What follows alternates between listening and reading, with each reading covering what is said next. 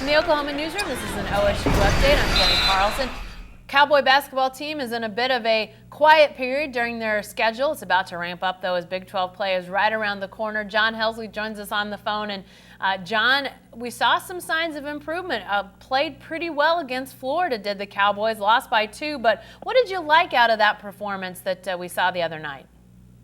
Yeah, a couple of things I liked. One, the play of Juwan Evans, the freshman point guard, just seems to continually improve, which is expected for a first-year guy, true freshman. Getting more comfortable, I think, and more confident, recognizing what he can and can't do at this level.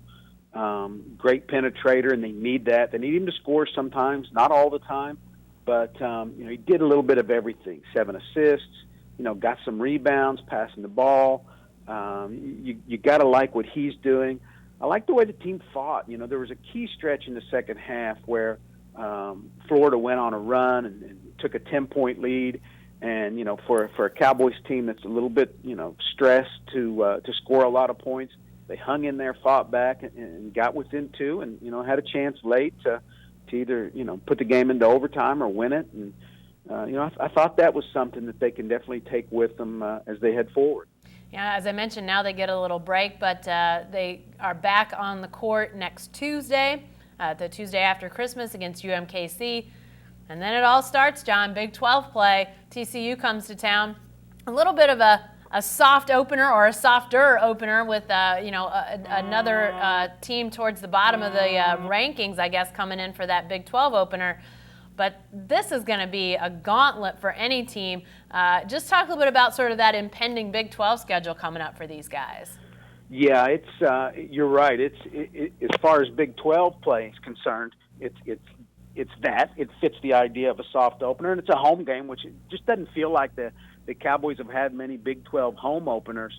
So it's a game really they can win, and when you look at the schedule, a game they must win in a lot of ways because after that home game with TCU, they have at Baylor, at West Virginia, home against Oklahoma, at Texas, home against Kansas.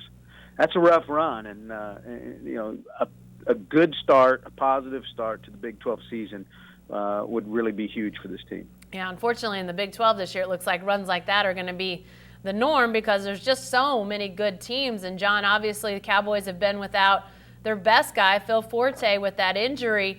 Do we know anything at this point? Is it just continuing to be a day-by-day situation, or is the season getting to the point now where we can start to deduct maybe he's going to set out this year? Yeah, it's an ongoing sort of watch. We're all on watch with this, and Travis Ford's on watch.